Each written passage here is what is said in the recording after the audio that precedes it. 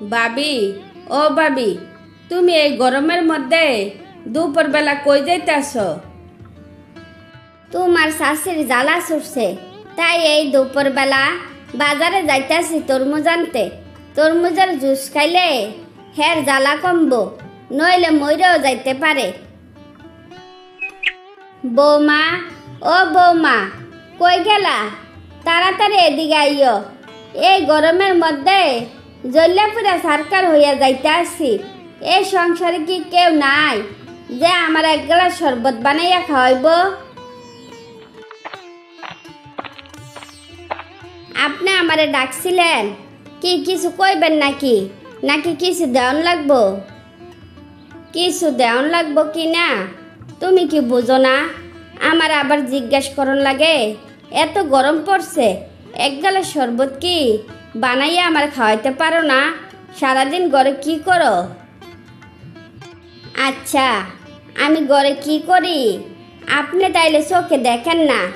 আসলে আপনি চোখে কম দেখেন, কানও কম শুনেন, তা তো আমার জানা ছিল না। তো আম্মা জান, আমি এই গরমের মধ্যে কিচেন রুমে বসে বসে আগুন পোয়াই, তার জন্য আপনারে শরবত বানাইয়া খাওয়াইতে পারি না। বৌমা, তুমি কি ঠিকঠাক কইরা একটু কথা কইতে পারো না? শাশুড়ির সাথে কি কেউ মজা করে কথা কয় নাকি? শাশুড়ির সাথে কিভাবে কথা বলতে হয় সেই শিক্ষা কি তোমার বাপ মা তোমারে দেয় নাই? মুখে লাগাম দিয়া কথা কন, বাপ মা তুললে কোনো কথা আমারে বলবেন না। 5-6 পদের তরকারি না হইলে আপনারা খাইতে পারেন না। রান্নার জন্য যে আমার সারাদিন কিচেন রুমে ফালাইয়া রাখেন, তা কি আপনারা চোখে পড়ে না? ভালো করে নিঃশ্বাস নিতেও পারি না। আপনি আবার কোন আপনারে কেন শরবত বানাইয়া খাওয়াই না? তুমি যত কাজে করো না কেন, মাঝে মাঝে আমারে ঠান্ডা শরবত, জুস, আইসক্রিম বানাইয়া খাওয়াইবা, নইলে আমি এই গরমে মরে যাব।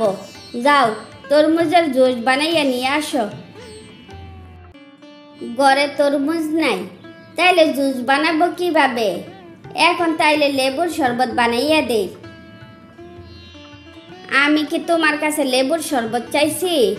এত বেশি কথা না বললা বাজার থেকে তরমুজ কিনে নিয়ে আইসা আমার জুস বানাইয়া দাও।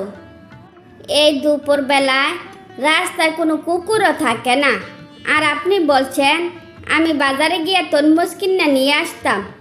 আপনার মুখে কোনোদিনও ন্যায় কথা শুনে গেলাম না।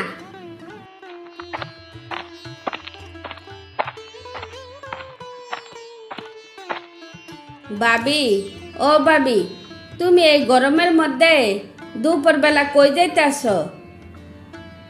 তোমার শাশুর জ্বালা ছুটছে, তাই এই দুপুরবেলা বাজারে যাইতেছি তরমুজ আনতে। তরমুজের জুস খাইলে হের জ্বালা কমবো, নইলে মইরেও যাইতে পারে। হায় রে আল্লাহ, শাশি আর কোনো দিনে ঠিক হইব না। পরের মেয়া পাইয়া এত অত্যাচার করাটা তো মোটো উচিত হয় নাই। কতক্ষণ ঘরে কতক্ষণ বাইরে কাজ করাইয়া এই গরমের মধ্যে তোমার আর শান্তিতে থাকতে দিল না। টাকাটা আমার কাছে দাও, আমি তোমার তরমুজ এনে দিতে আসি। ঘরে বাইরে সারাক্ষণ কাজ করে আমার অভ্যাস হয়ে গেছে, এখন আর আগের মতো খারাপ লাগে না।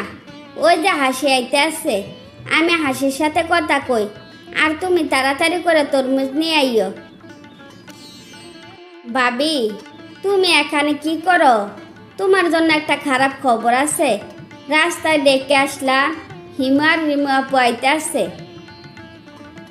এই গরমের মধ্যে ওরা আইসে কি করতে? ওর আর কি কোনো সংসার ধর্ম নাই? এতদিন মা জ্বালাইছে, আর এখন মা মেয়ে 14 গোষ্ঠী মিলাইয়া আমারে জ্বালাইয়া মারবো। জানি না এই গরমে ওদের অত্যাচারে আমি বাচ্চা থাকবো কি না। আল্লাহ তোমারে বাঁচাইয়া রাখবো। বাড়ি গিয়া ওরারে তুমি সামলাও।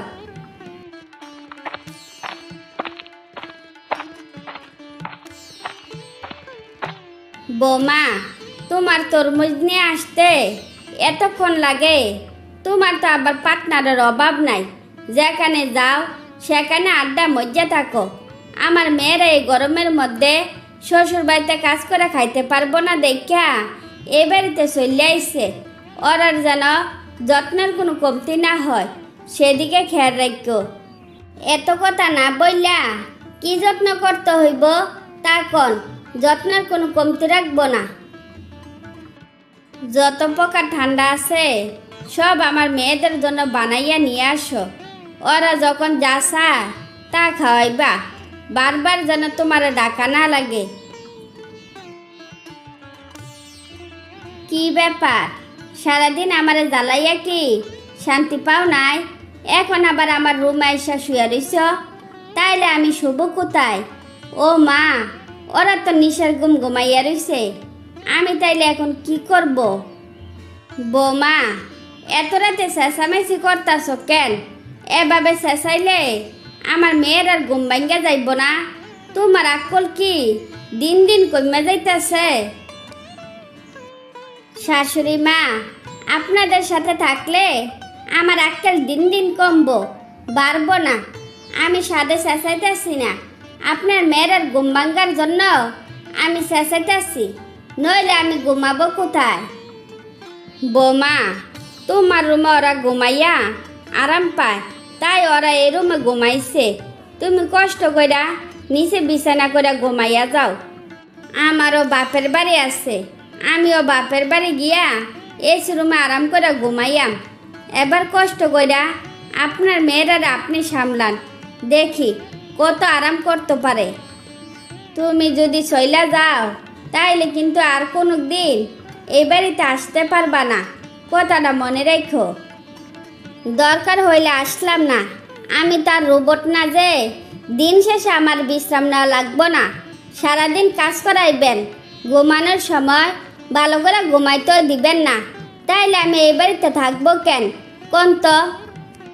বৌমা, আমি আমার ভুল বুঝতে পারছি, তুমি এই বাড়ি ছাইরা যাইও না।